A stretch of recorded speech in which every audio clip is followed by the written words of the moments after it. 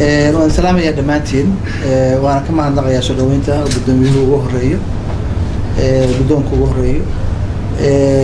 maanta waxaan ka nimid magaalada muqdisho caasimadda dalka Soomaaliya oo aan uga nimid shirkii wadaxaajoodka madasha qaranka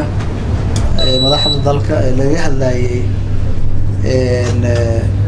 lagaga hadlayay geedi socodka dhammaystirka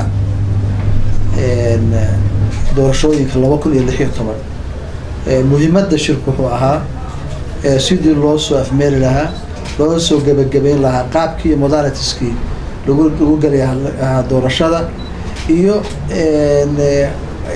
waxyaabaha ka dhimana oo xasaasiga ah runtii in la isla meel looga ayay ahayd shirku waxaan rajeynayaa 90% in iyo in ka badan barnaamijka doorashada uu diyaar yahay waxaa laga wada hadlayay qaabka doorashada waxaa laga wada hadlayay qoondada dumarka waxaa laga wada hadlayay aqalka sare waxaa laga wada hadlayay dhaqaalihii lagu bixin lahaa doorashada iyo meelaha ay ka dhici lahaayeen iyo amnigii si amnigan doorashada u dhacdo hawlahaas oo dhani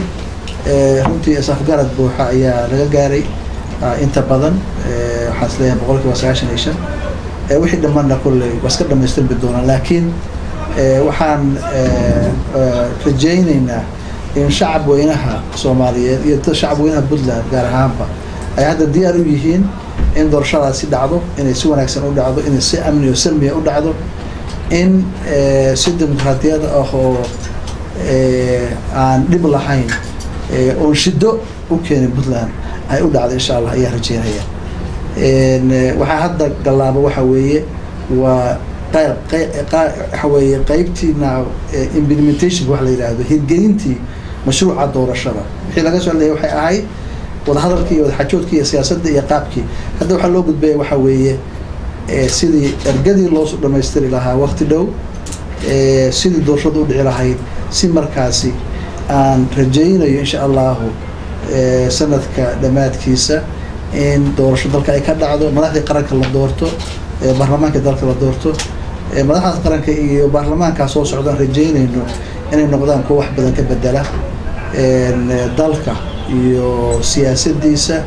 iyo dhaqaalihiisa iyo amnigiisaba sababtoo waxa weeye qaabka doorashada ay u dhacaysaa waxaan rajaynaynaa inay soo baxaan dad wanaagsan oo rabitaan shacbiyad leh oo dadka shacbiga ay soo doortaan sababtoo waxa dooranaya odayma waa ergo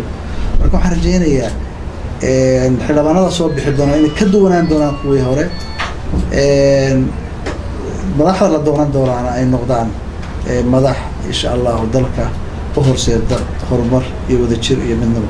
aad loo maasantihiin madaxweyne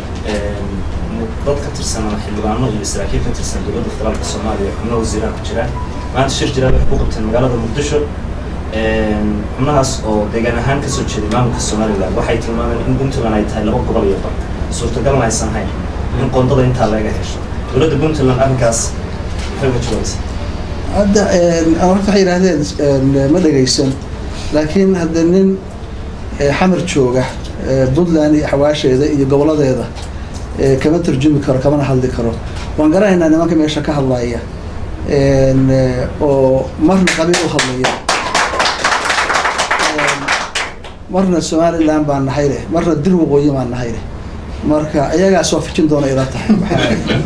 ula jeeda marka uma leeyahay inay Puntland iyo dowladeeda iyo dhulkeeda niman ka tarjumi karo ka warrami kara